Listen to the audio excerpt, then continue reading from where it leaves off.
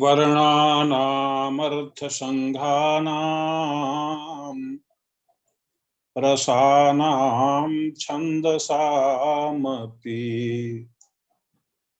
मंगलानां च कर्तारौ वन्दे वाणी विनायकौ।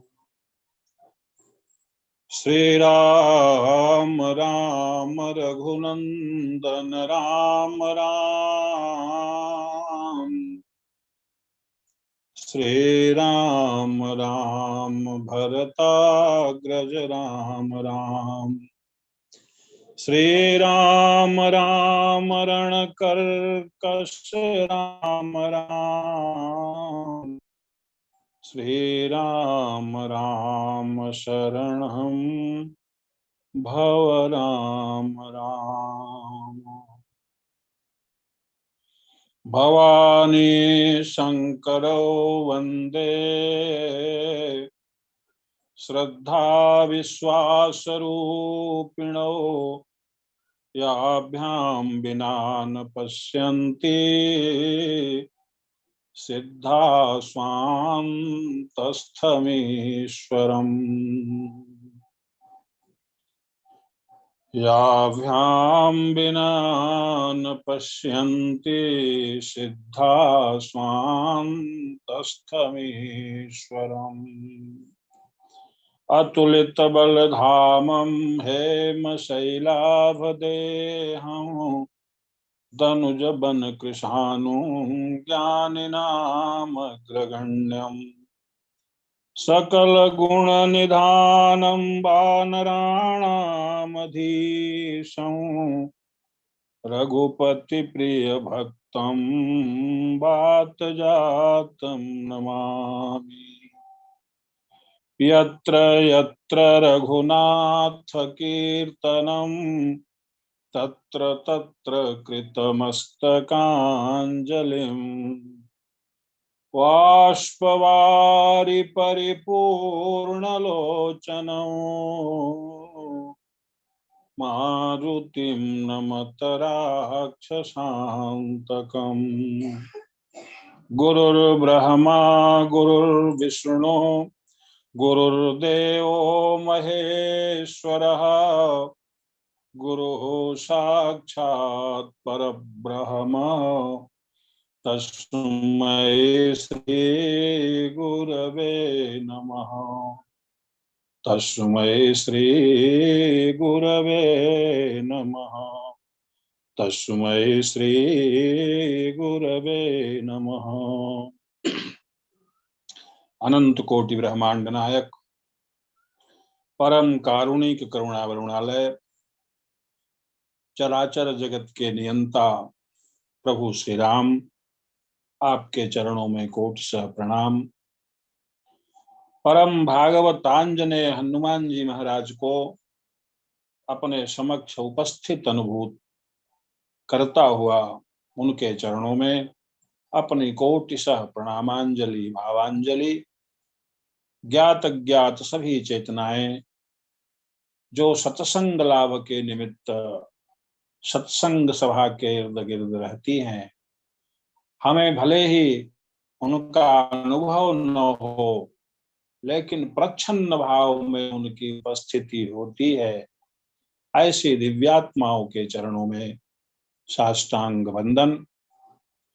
आप सभी महानुभाव जो इस यंत्र के माध्यम से भगवान की कथा में, भगवान की कथा की पिपासा को लेकर के इस सरोवर के इर्द गिर्द विराजमान हैं और भगवत रस का पान कर रहे हैं, आप सब भी भगवत तुल्य ही हैं, क्योंकि राम ते अधिक राम के दासा। और सच्ची भक्ति तो वही है जो भगवान में न होकर के भगवान के दास में जिसकी होती है, निश्चित रूप से उसकी भक्ति पुष्ट हो जाती है। इस भाव के साथ सभी महानुभावों को यथोचित नमन वंदन शुभाशीष। आइए,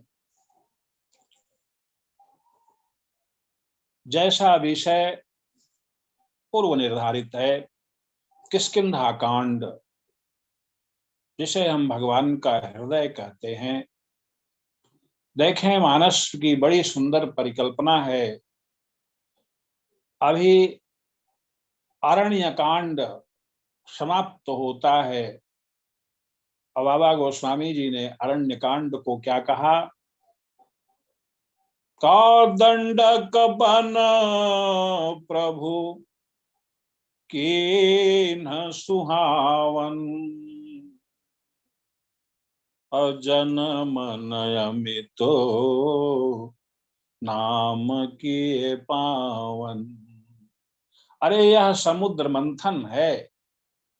बाबा गोस्वामी जी को यह मंथन शब्द बड़ा अभिष्ट है।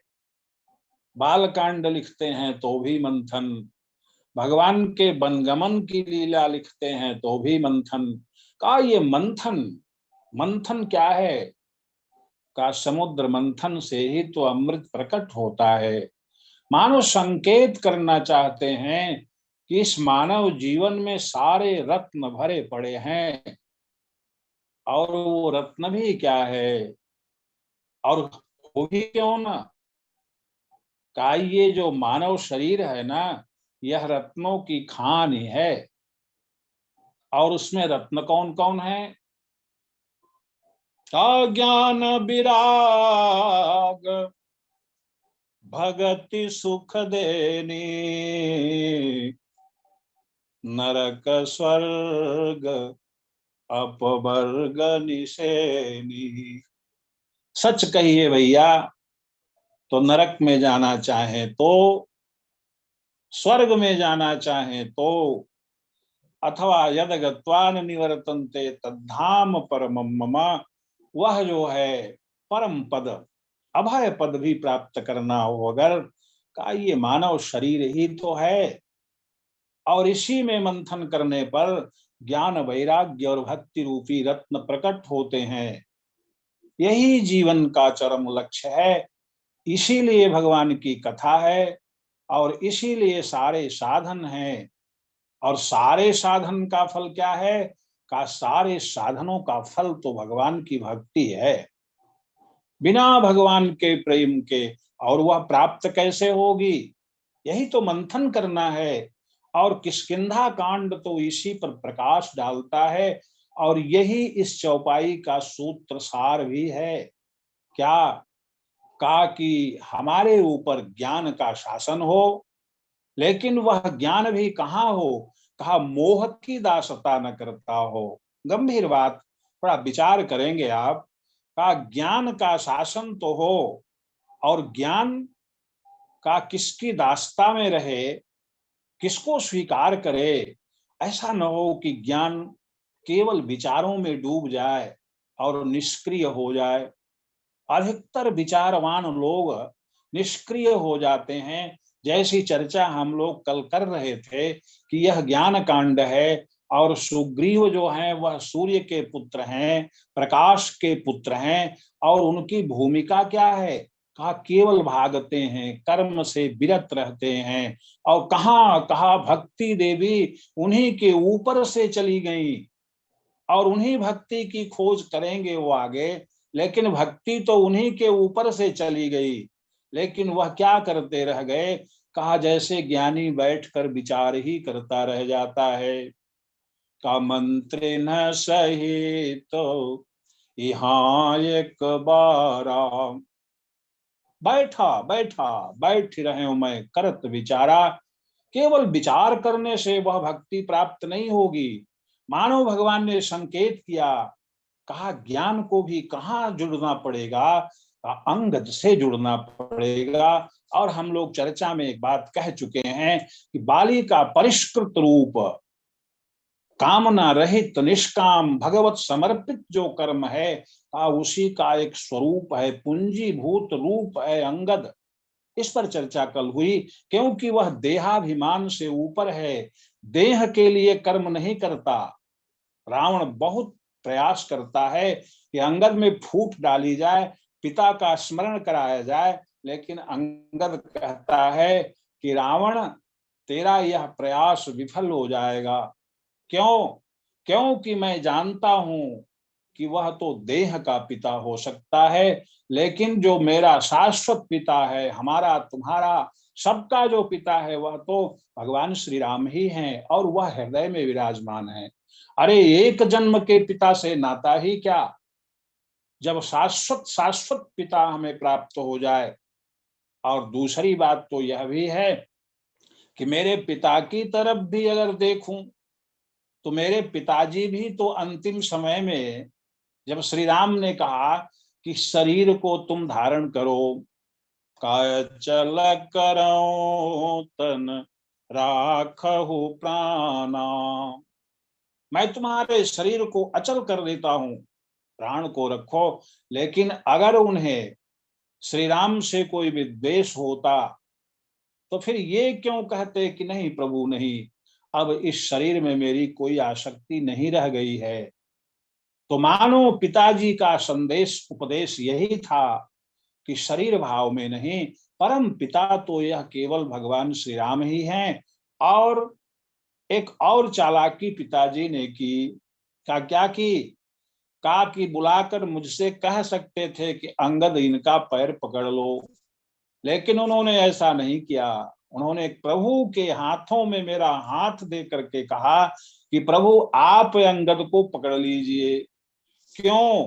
क्योंकि जीव कभी भगवान को छोड़ भी सकता है, लेकिन जब परमात्मा पकड़ लेता है, ईश्वर बाह पकड़ लेता है, तो फिर जीव कभी छूट नहीं पाता। का इस भाव से ग्रस्त हैं और ऐसे भावों से भावित हैं अंगद। अब अंगद के जो कर्म होंगे, क्या वह देहाभिमान से युक्त हो सकते हैं क्या? देह के लिए हो सकते हैं क्या? का यही तो अहमता और ममता है। जरा समझने की बात है। कहा अहम, जब यह मेरा शरीर हो जाता है, मैं कौन हूं? कहा मैं शरीर हूं। तो फिर मेरा कौन होगा? कहा मेरा तो वही होगा जो इस शरीर का संबंधी है, पुत्र है, पुत्री है, और इससे अर्जित जो धन संपदा है, मान प्रतिष्ठा बड़ाई है, का ये संसार मेरा हो जाता है। लेकिन यह उपद्रव खड़ा ही क्यों होता है? कहा जब हम देहात्मवाद में चले जाते हैं, देह को आत्मा मान बैठते हैं, का यही तो माया का स्वरूप है, यही तो मोह है। लक्ष्मण जी के पूछने पर भगवान ने यही कहा कि लक्ष्मण, माया कोई नारी नहीं है जो बांध करके जीव को रखती है। माया किन रूपों में है? कामय अरु मोर तोरत माया, और जही बस कीन है जीवनी काया।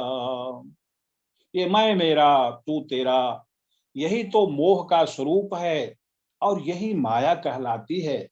इसी मोह के रूप में यह सारे जगत को व्याप्त किए हुए है। और एक बात और आध्यात्मिक अर्थों में समझने की बात है। का ये रावण है कौन? का रावण जब जीता जाएगा, तब भक्ति की प्राप्ति होगी। यही हम लोगों के भी जीवन का सत्य है। जब तक हमारा यह मोह नहीं समाप्त होगा, तब तक तो हमारी भक्ति संसार की ही होगी। भक्ति हम उसी की करते हैं जिसकी मन में आसक्ति होती है। अगर हमारी आसक्ति संसार में बनी हुई है तो झूठे हम भले कह लें कि हम भगवान के भक्त हैं, लेकिन भक्त तो हम पुत्र के हैं, पुत्री के हैं, नाम प्रतिष्ठा बड़ाई के हैं, और कहाँ तक कहें इस शरीर के भक्त हैं। और पूरा जीवन हम शरीर की भक्ति करते करते बिता देंगे, भले ही कहते रहें। लेकिन बाबा गोस्वामी जी ने हमको चेताया, समझाया, कबंचक भगत कहाई राम के, और किंकर कंचन कोह काम के। हमारी भक्ति कहाँ है? का कोह काम है, कंचन कामिनी। इसी में अगर हमारी आसक्ति बनी हुई है तो हम भक्त तो उसके हैं, भक्ति तो हम संसार की कर रहे हैं।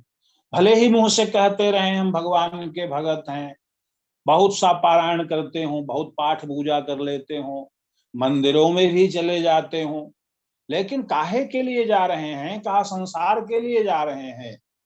कहा यही यही अंतर, यही परिवर्तन, यही स्वरूप है। कहा यह मोह का स्वरूप है। भागवतकार ने लिखा, का अहम ममाभिमानोत्थैः काम लोभादिभिर्मनैः। ये अहम और मम जो है, यही काम क्रोध लोभ आदि दोषों का जनक है, पिता है। और हमारा मन का शुद्ध मन की परिभाषा क्या है? कबीतम यदा मनः शुद्धम, जब यह मन काम क्रोध लोभ और उनके माता पिता ये अहम और मम, अहमता और ममता से ऊपर उठ जाता है, तब मानो वह शुद्ध हो जाता है। और जब मन शुद्ध हो जाता है, तब वह शुद्ध विशुद्ध परमात्मा की भक्ति उस मन में प्रवाहित होती है। इसके पहले हो नहीं सकती।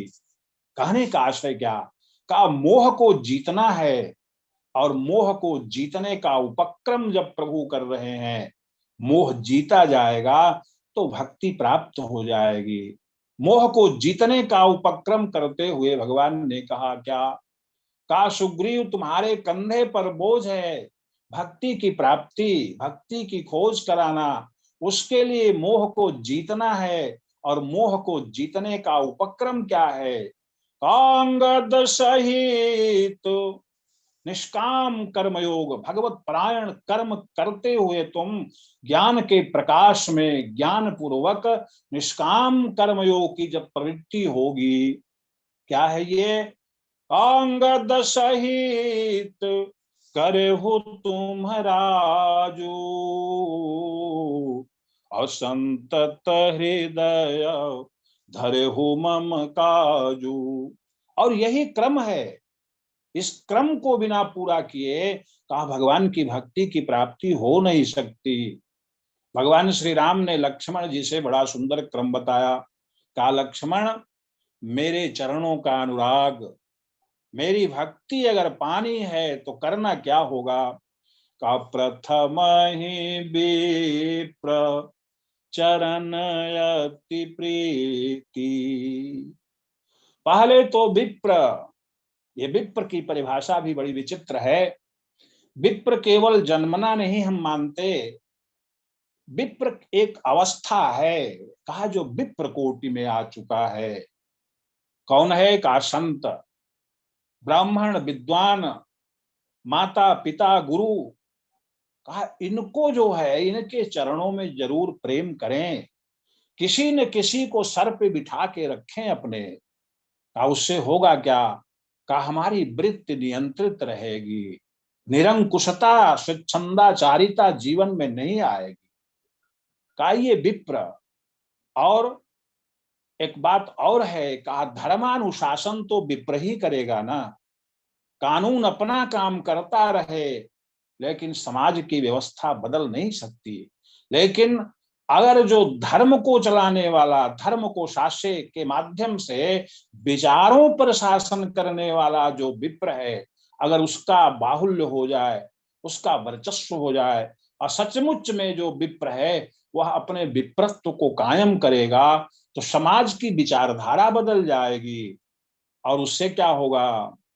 का निज निज धर्म निरत श्रुति नीति, काम क्रोध लोभ की वृत्ति पर नियंत्रण आएगा और अपने अपने धर्म में परायण होंगे लोग।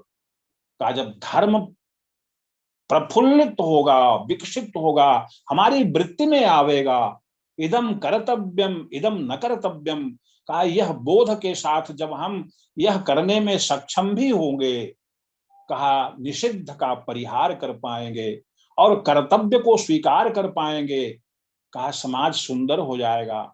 और उसके बाद क्या स्थिति बनेगी?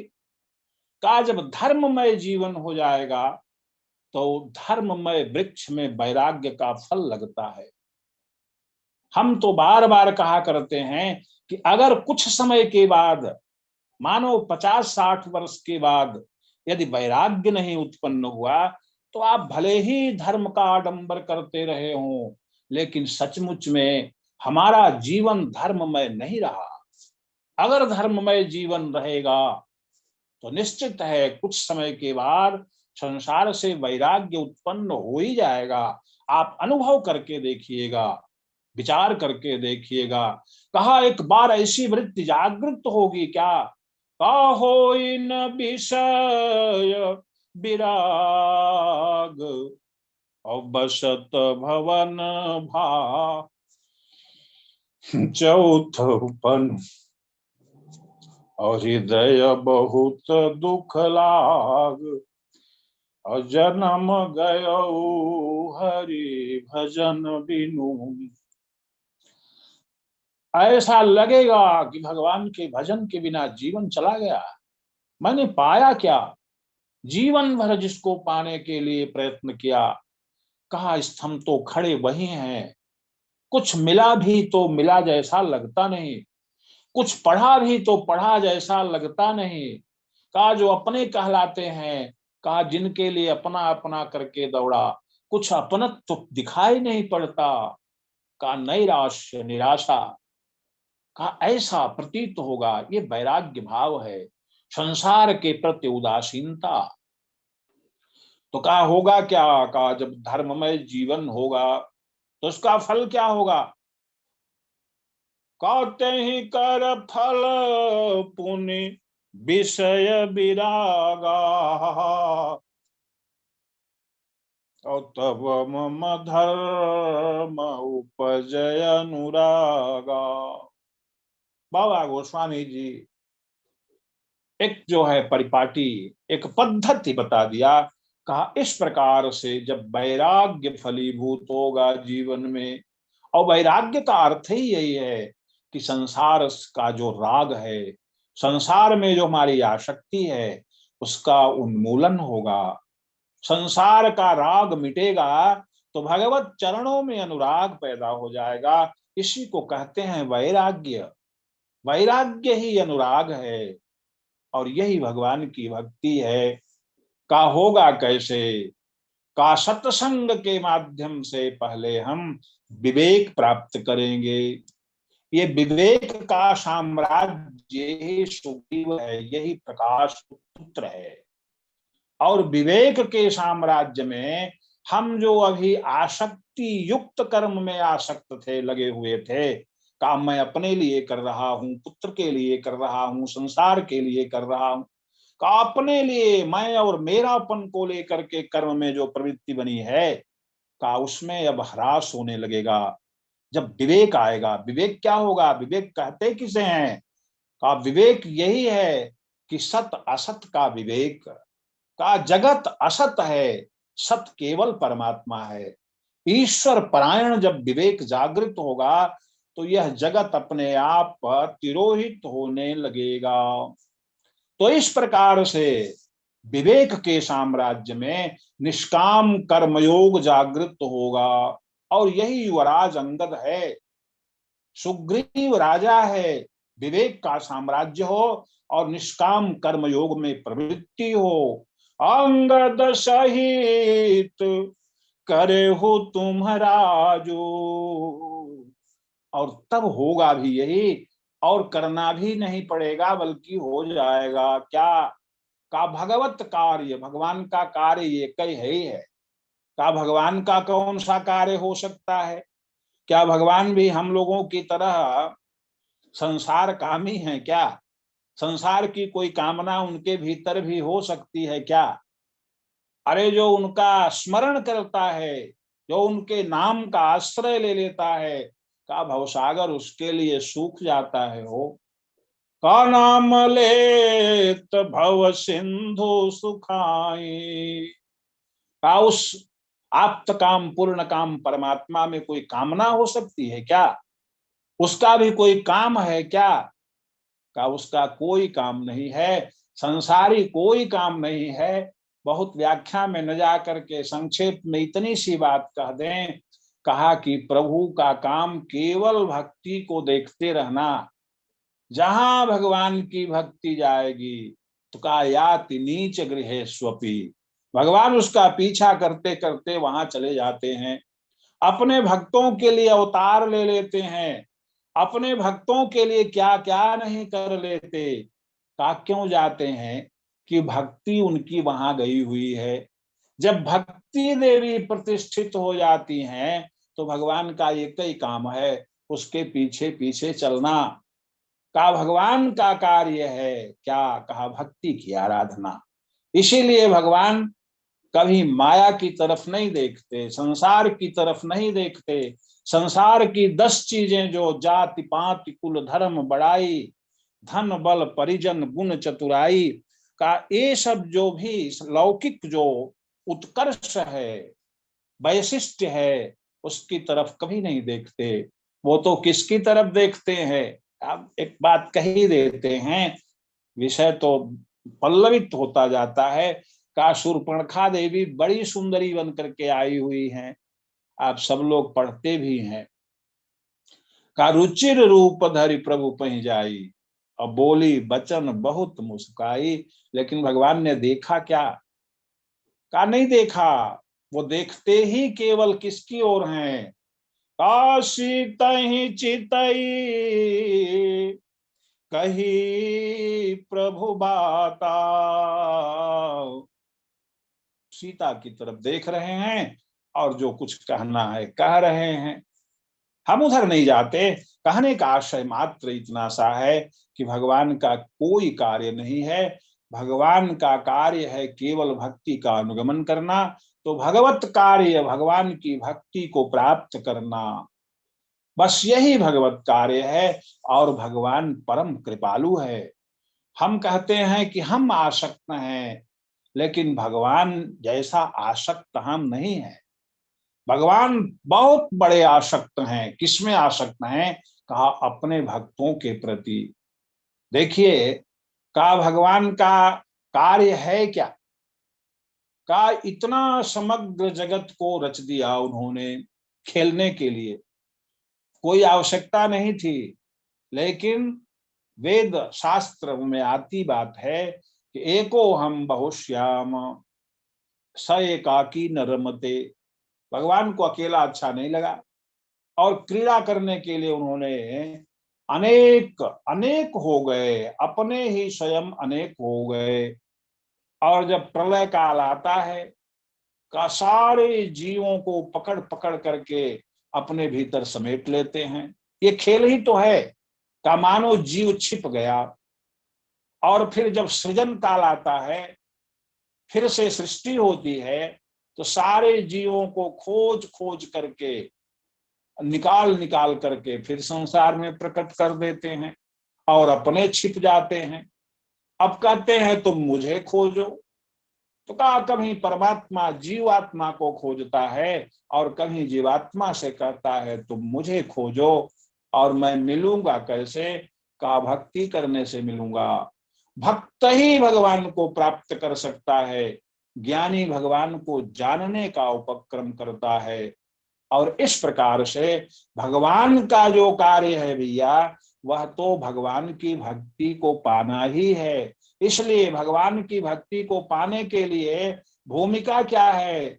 कहा विवेक वो सत्संग से मिलेगा, और उसके प्रकाश में, उसके साम्राज्य में केवल भगवत परायण कर्म हो तो निश्चित रूप से भगवद अनुराग जागृत होगा। और यही इस पंक्ति का सूत्र है, कांगद सहित करहु तुम्हारा जो, असंतत हृदय धरेहु मम काजू। अब देखें, बड़ी विलक्षणता यह है कि जो कर्मशील होते हैं, जिनमें बहुत बड़ी सामर्थ्य होती है, वह विवेक का आदर नहीं करते, विचार भी नहीं करते, बिना विचारे कार्य करने लगते हैं, क्योंकि उन्हें अपने कर्म का अहंकार सा हो जाता है। लंका इसी बात का द्योतक है। किष्किंधा कांड में केवल विचार दिखाई पड़ता है, तो लंका कांड में बिना विचार के कार्य दिखाई पड़ता है। लंका के निवासियों की स्थिति क्या है का बड़ा सुंदर संकेत दिखाई पड़ता है। का जिस समय भगवान श्री राम की सेना समुद्र पार करके आ जाती है, तो रावण एक सभा बुलाता है और कहता है, अपने मंत्रियों से पूछता है कि भाई बताओ, अब कुछ विचार तो करो, इतनी प्रबल सेना सर पर आ गई, युद्ध करना होगा, विचार करो। तो सब क्या कह रहे हैं? कहा कि भाई क्या विचार करना है इसमें, है? सब कह रहे हैं कि कहा हुका करिए विचारा, इसमें विचार करने की क्या बात है। कहा क्यों, इतना भयानक युद्ध सर पे आ गया, इसमें कुछ विचार करने की आवश्यकता नहीं है। कहा नहीं, जो सेना आई है ना, कहें कपि भालू आहार हमारा, ये सब मेरे आहार हैं, हम सब लोग सबको खा जाएंगे, जितने बंदर भालू हैं हम सबको खा जाएंगे। कहा तब कोई विचार करने की आवश्यकता नहीं है। कहा नहीं, इसमें क्या विचार करना है महाराज, ये तुम्हारे भोजन हैं। एक प्रहस्त है, रावण का पुत्र है, वह उठकर खड़ा होता है, कहता है महाराज आप इनकी बातों में न आइए, ये तो ऐसे ही बोलते रहते हैं। कहा तुम लोग खा जाओगे? प्रहस्त ने पूछा। सारे निशाचरों ने, मंत्रियों ने कहा कि हाँ हम लोग खा जाएंगे। कहा कि खाने पीने में भी तो विचार करना चाहिए। राक्षसों ने कहा कि जो खाने पीने में विचार करे वो राक्षस कैसा। कहा जो बिना विचारे खाद्य खाद्य भोज्य भोज्य सब कुछ खा जाए, वही तो राक्षस होता है। आज भी वह वृत्ति देखने को मिल रही है। तो कहा खाने पीने में कैसा विचार, हम लोग विचार नहीं करते। कहा कि अच्छा एक बात बताओ, अभी थोड़ा समय पहले उसी राम की सेना का एक बंदर लंका में आया था और तुम लोगों के सामने कितना राक्षसों का संहार कर दिया, सोने की लंका को जला करके भस्म कर दिया, कितनी कितना कितना उपद्रव मचा। का क्षुधा न रही तुम्हें तब काहू, अरे तुम लोगों को भूख नहीं लगी थी कि पेट बिगड़ गया था। अजारत नगर न कष्ट धरी खाऊ, तुम लोगों ने खाया क्यों नहीं उसको। कहा यह है, कहा जहां बिना विचार के कार्य होते हैं, कहा वो भले ही सोने की लंका क्यों न हो, उसको जलने से कोई रोक नहीं सकता। इसलिए विचार की भी आवश्यकता है। सुग्रीव का शासन होना ही चाहिए, क्योंकि सुग्रीव क्या है, कहा वह प्रकाश पुंज है, सूर्य का पुत्र है, ज्ञान का प्रकाश जीवन में होना चाहिए। ज्ञान कहाँ रहता है, कहा जहां ज्ञान जागृत होगा वहां विचार का उदय होगा, विचार पूर्वक कार्य होगा। का यही है सुग्रीव। भगवान कह रहे हैं अंगद सहित करे हो तुम्हारा जो, अर्थात निष्काम कर्म योग ये युवराज होवे, और ज्ञान और विचार पूर्वक जो है राज्य चले, जीवन की पद्धति का निर्वाह होता रहे, तो निश्चित रूप से होगा क्या, तब मम धर्म उपजय अनुरागा, तब मेरे धर्म में अनुराग पैदा होगा, और जिसमें अनुराग हो जाएगा उसी का चिंतन प्रारंभ हो जाएगा। तो एक पद्धति है, कहा भगवान, बड़ी सुंदर बात कह रहे हैं कि ज्ञान राजा होवे और कर्म जो है निष्काम कर्म उसकी सेवा में रहे, तो जीवन में वह जो अलभ्य भगवान की भक्ति है उसकी प्राप्ति हो ही जाती है। लेकिन देखें प्राय होता क्या है, कहा कि विचार और कर्मों में विरोधाभास होता है, और यही समस्या हमारे जीवन की है।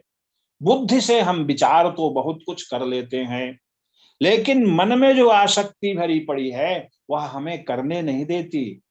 हम जानते तो हैं कि हम प्रातः काल 4 बजे उठना चाहिए हमको, बुद्धि ने स्वीकार कर लिया, लेकिन मन महाराज कहते हैं कि हम मानेंगे तब ना, हम तो 8 बजे तक सोएंगे। माता पिता की सेवा करनी चाहिए, बुद्धि ने स्वीकार कर लिया, लेकिन मन महाराज कहते हैं कि अरे हमें अपने मनमानी करने से फुर्सत हो तब ना, हमें तो अपने दोस्तों की संगत करनी है, हमें तो अमुक नशा भी लेना है। कहा ये मन की प्रेरणा है, ये आसक्ति है। तो कहा इस प्रकार से बुद्धि, मन और बुद्धि में बड़ा ही कहा विरोधाभास सा दिखाई देता है। लेकिन देखिए बड़ा सुंदर सामंजस्य रामचरितमानस का, मानो हमने कहा था आपसे कि सुग्रीव ज्ञान है और बाली कर्म है, दोनों में कुछ समय तक तो प्रेम दिखाई पड़ता है, लेकिन कुछ ही समय के बाद विरोध हो जाता है, और भगवान को ऐसे बाली को समाप्त करके जो अहंकार युक्त कर्म है उसको समाप्त करके सुग्रीव को राजा बनाना पड़ा। और इधर क्या हुआ का महाभारत में भी का ऐसा ही एक परिदृश्य दिखाई पड़ता है, मानो कैसा, कहा कर्ण, ये कौन है, हम सब जानते हैं कि सूर्य का पुत्र है, यह प्रकाश है। और इधर अर्जुन कौन है, का इंद्र का पुत्र है, धर्मराज की सेवा में रहता है, धर्मनिष्ठ है, सत्कर्म का द्योतक है। दोनों में सामंजस्य होना चाहिए कि नहीं, लेकिन नहीं, कर्ण जो है किधर है, कहा ज्ञान किधर है, वह धृतराष्ट्र के पुत्रों की सेवा करता है।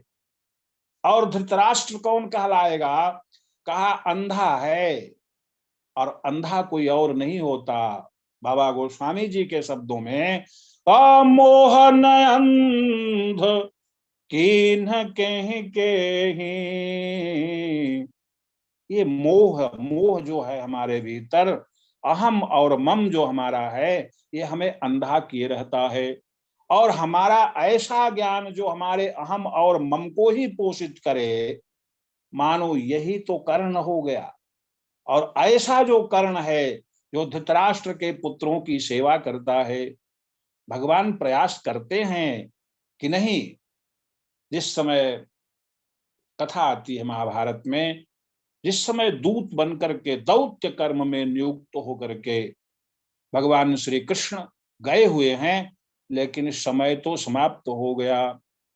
अब समय की परिधि में वाणी को विराम देंगे, और हो सकेगा तो कल समय रहेगा तो जैसी भगवान की इच्छा फिर इस प्रसंग को फिर हम आगे कहना चाहेंगे।